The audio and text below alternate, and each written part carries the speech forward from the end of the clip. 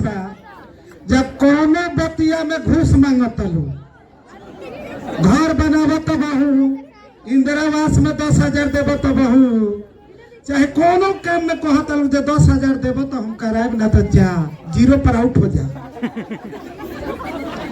आए बेरा हैयान लंगर बनी, एबरे कोई सहारा बा ना, मुखिया ना विधायक ना सरपंच ना पंच ना वार्ड, कोई नहीं खे। ए बेरा हो दे पलानी टूटा ही बा, कोता है मैं ढुकेला तो हम पार। रोटी बनावे के हमारा ढंग नहीं खे तो लोग सब निहोरा कह के बनवाई ले।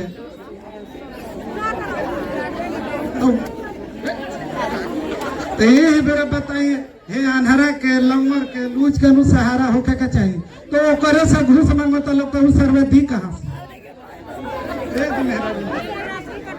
के सहारा होके के चाहिए, कुछ मदद करे के चाहिए। वो अनहरा ना कमाए जाए या ना घर बैठल खाए, आ 3,000 4,000 घूस मांगता लोग जे हम तारे के चलो ना खाता खोलवा देता, खाता खोलाते खोलाते पीछे से पार। अभी गरीब आदमी अनहर लंगर लूज आ गरीब बा, ओकरा कोई सहारा नहीं, खेत पान धूर जमीन बा, एगो पलानी रखल बा, तो घूस साला कहाँ से दी? खाई की घूस दी? तो हैली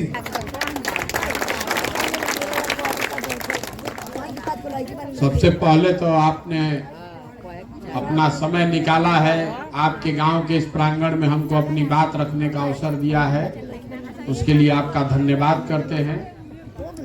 देखिए, हमारा नाम है प्रशांत किशोर, हम नेता ना हैं, रउआ से वोट मांगे नहीं की आई।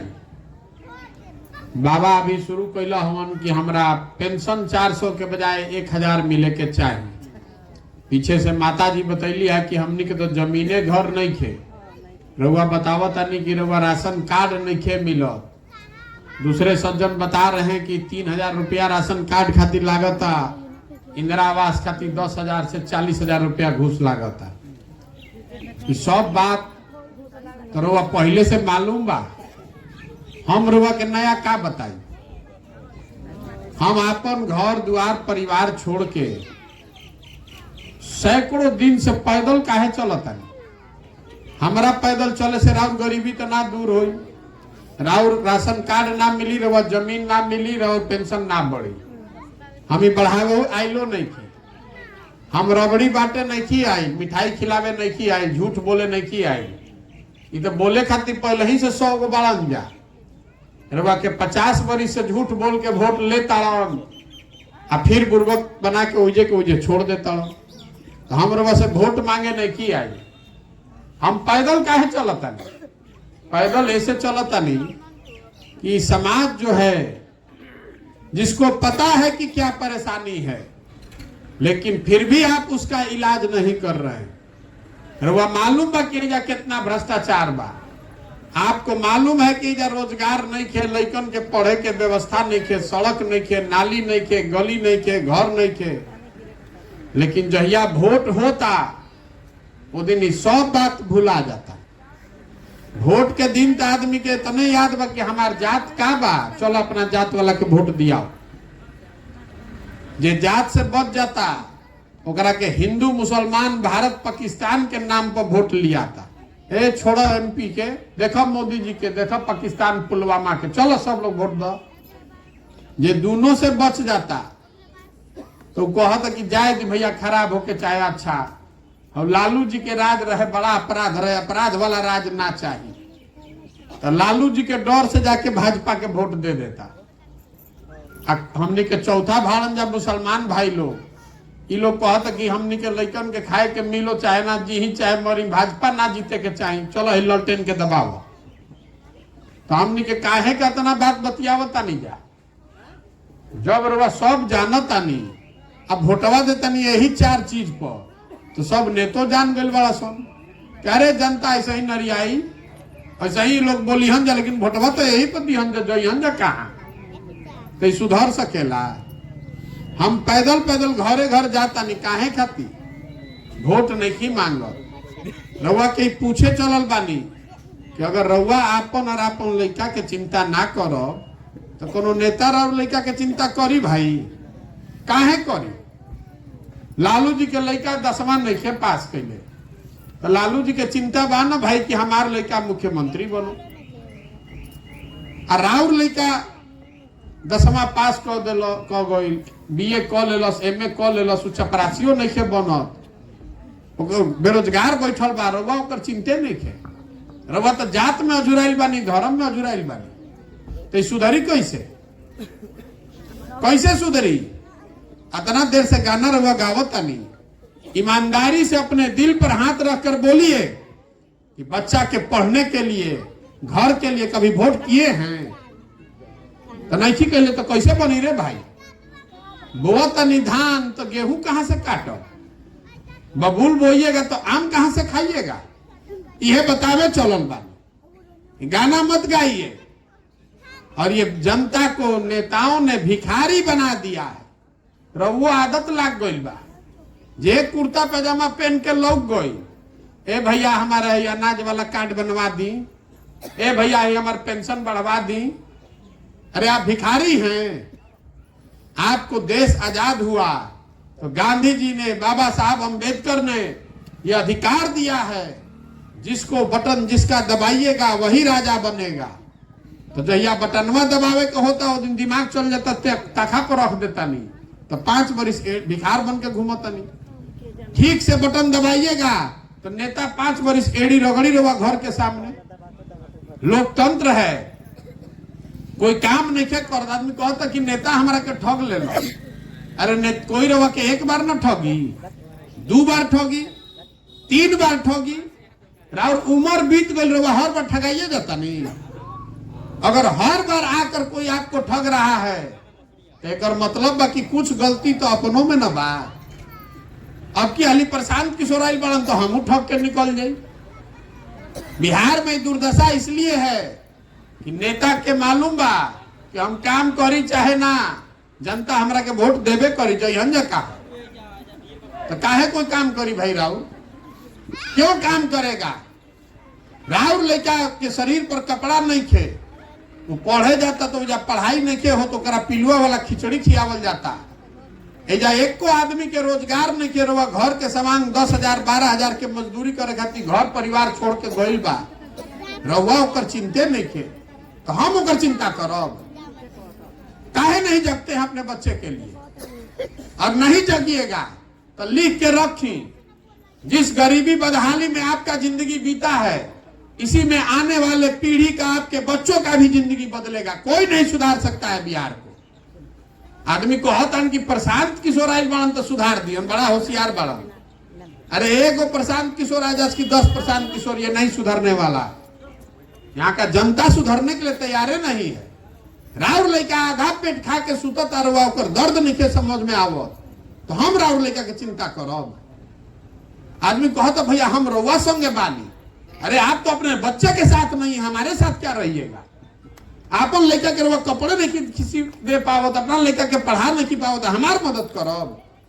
हमारा लड़का तो भारत के सबसे बढ़िया स्कूल में पढ़ता, आपका लड़का नहीं पढ़ रहा है तो आपको चिंता है उसका? 5 किलो अनाज पर आप वोट बेच रहे हैं। 5 किलो अनाज मिले से राउर गरीबी दूर हो जाई? राउर एगो घर के मिल जाए जमीन तो से गरीबी राउर दूर हो जाई? रवाई न कहे के चाहिए कि वोट उसको देंगे जो हमारे बच्चे को पढ़ने का व्यवस्था करे, तब न गरीबी दूर होई। जब हमने के सवान के जा रोजगार दिलाओ तब न गरीबी दूर होई, तब न गरीबी दूर हो। राउर सवान के जा 15,000 20,000 के रोजगार मिल जाए तब रवाल अनाज के का जरूरत बा? तरवा जब 5 किलो अनाज पर अपन भविष्य बेचता नहीं तो सुधर सकेला भाई? यही से पैदल चलता नहीं, गांवे गांव जाके हाथ जोड़ता नहीं आदमी के, अरे भाई अपना नहीं तो अपने बच्चों का चेहरा देखिए। आधा जिंदगी तो राउर बीत गई, अगर नहीं सुधरिएगा तो आपके बच्चों को भी इसी गरीबी बदहाली में जीना पड़ेगा। ये बतावे आइल बानी, मीठा मीठा बोल के रवा से वोट नहीं मांगे आए, ये कड़वा आपको करेला का जूस पिलाने आए हैं। ये जतरा हमनी के बदहाली बा, इसके लिए आप और हम ही जिम्मेवार हैं। नेता के गाली देता नहीं, के नेता के चुन ले बा भाई? नेता के आदमी तमिलनाडु के चुन ले बा, हम ही आपने वोट देके जिताए हैं उसको। काहे देते हैं उसको वोट? काहे देते हैं चोर आदमी को वोट? भाई चोर को वोट दीजिएगा तो चोरी ना करी तो क्या करी? जब वोट देता नहीं चोर के तो वहां के ईमानदारी से काम करी भैया। तो जब यह भोटवा देते रही वो दिन न बुझाए के चाहत रहे, अब कहता नहीं कि घूस मांगता, तो भोटवा देते रहे तो क्या देते रही तो काहे ना सुननी बात। सबको ये देख के हमने के मोदी जी के वोट देले बानी जा, वोट देले बानी जा तबे ना प्रधानमंत्री बाड़न, अला मन राउर कुछ करे। आदमी कहता कि पाकिस्तान के नाम पर वोट है, छोड़ो एमपी के बाद पुलवामा हो गई, देश खातिर वोट देता नहीं। अरे आपन लड़का राउर खैला बिना मरता, अरे वो पुलवामा पर वोट दे तो राउर लड़का के दशा कैसे सुधरी? यह बतावे खातिर चलल बानी। समझ में आवे तो ठीक बा, ना समझ में आवे तो यही में भोगी। नहीं सुधर सकता है। हम अपन घर द्वार सब छोड़ के घर परिवार पैरे पैर 5000 किलोमीटर चलत नहीं काहे खातिर? बिहार का आदमी घरे घर से जाके लड़का जैसे मजदूरी करता, 20 बरिस 22 बरिस के लड़का पीठ पर झोला बांध के जहां जाई जब बिहार के आदमी मजदूरी करता है। रवैया रहता नहीं बताई तो कोई पंजाब के आदमी आके मजदूरी करता है जा? गुजरात महाराष्ट्र का आदमी आके मजदूरी कर रहा है यहाँ? काहे नहीं कर रहा है? ओजा नहीं गरीबी, ओजा सरकार इतना व्यवस्था कर दे बा कि 10-15 हजार रुपया खातिर कोई के घर के आदमी के अपन घर परिवार छोड़ के नहीं जाए पड़त। तो बिहारों में होके के चाहिए ना भाई। देखनी रहुआ कोरोना भई, बिहार भर के लड़कन के मार के देश से निकाल दिया गई। लड़का 2-2 हजार किलोमीटर पैदल चल कर आया, और फिर भी बिहार का आदमी उसी आदमी को जाकर वोट दिया है। काहे दिए हैं वोट? और दिए हैं तो रोइए, फिर नहीं सुधरिएगा तो कैसे होगा भाई? आप राउर घर के सवांग 2000 किलोमीटर पैदल चल के आइए, फिर रोवा करे के वोट देव तो देव तो फिर काहे फिर रोता नहीं? ये बतावे खातिर चलल बानी। आदमी कहता ना रे भैया ई गलती हो गया, विकल्प नहीं के हमनी के रहुआ विकल्प बनाई तो हमारा दल बनावे से विकल्प बन जाई। बिहार में दल कैसे बनेला? जे दल बनैला उहे बन गए दल के नेता। आइयो कह दलस कि हमारा बाद होयन हमार बेटा, आ कुल जाना तू लोग बुर्बक आदमी हमारा झोला लेके ढो जा। अगर बिहार के गरीबी से निकले के बाद तो जनता के जागे पड़ी। आ गांधी जी जो रास्ता बतैले रहन, गांधी जी देश के कैसे आजाद किए? गांधी जी अकेले अंग्रेज के हरा देतन? गांधी जी आगे आगे चले, पीछे से पूरा समाज खड़ा हुआ, तब न अंग्रेज भागा। तो आप खड़ा होइए, आप मिलकर विकल्प बनाइए, तब सुधरेगा। एक नाम का बा जन सुराज। सुराज मतलब सुंदर राज। केकर सुंदर राज? मोदी जी के कि लालू के कि प्रशांत किशोर के? किसी का नहीं। हमनी के तो सब आदमी ठगले बा। जनता का आपका राज होना चाहिए, वह बनावे खातिर निकलल बानी। बिहार के समाज के मदद से, आपके आशीर्वाद से ऐसे लोगों को लाना चाहते हैं जो समाज के ठगे मत, समाज के चोरी मत करो, रवा से घूस मत मांगो, और लड़का के रोजगार छीन के मत भागो, तब न सुधरी बिहार। खाली मुख्यमंत्री आप पाकिस्तान चाइना करब तो सुधरे वाला बात? तो समझ में आवे तो इस बात को अपनाइए, और नहीं समझ में आए तो जेकरा के वोट देता नहीं आंख बंद करके देत रही, पूछता नहीं काहे वोट देले रही? तो भैया गौवा में सब देते रहे तो हमू दे देनी। तो गौवा में सब जाके कुआं में गिरी तो वो गिर जाई, गांव में सब जाके कुआं में गिरी तो वो गिर जाई। जगिए, अपने बच्चों के लिए जगिए, और नहीं जगिएगा तो ये सुधरने वाला नहीं है। कोई नेता आएगा तो आपको ठग के आपका वोट लेकर चला जाएगा, आपका स्थिति नहीं सुधरने वाला है। पहला 50 वर्ष में भी ना सुधर लगलो, 50 वर्ष में ना सुधरी। बुझाए तो ठीक, और ना बुझाए तो ये बैठ के धूप में आग तापी, ना सुधरी। ये बतावे खातिर पैदल चलता नहीं, समझा रहल बानी घरे घर जाके। अगर ठीक बुझाए तो संकल्प लीजिए कि जात पर वोट नहीं करेंगे, धर्म पर वोट नहीं करेंगे, अपने बच्चों के पढ़ने के लिए वोट करेंगे, अपने बच्चों के रोजगार के लिए वोट करेंगे, अपने घर के लिए वोट करेंगे। खेती किसानी बढ़िया हो के एकरा खातिर वोट करो, तब तो सुधरी। ना तो चले दी जैसे चलता, बुझाता ना। अब एक ऐसे छोड़ देता नहीं, अब एक के सोची आ ठीक लागी तो चलब संगे, आ ना ठीक लागी तो जहाँ बानी उजा रही। हमरा उससे का दिक्कत बा? हमको कोई दिक्कत नहीं है।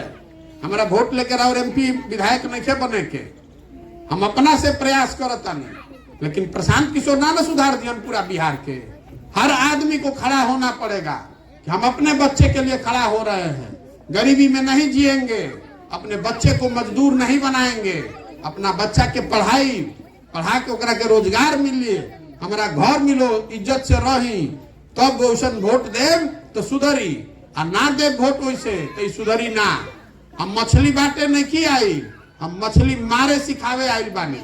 अगर सीख ले तो जीवन में कभी भीख ना मांगे पड़ी, आ ना तो जौन नेता हो तो ओकरा से मांगी, आ मांग के खाई, या 5 बरिस ऐसे ढिमलाई। ठीक बा ना? अब छोड़ देता नहीं यही जे। बहुत बहुत धन्यवाद, आप आए हमारी बात सुने उसके।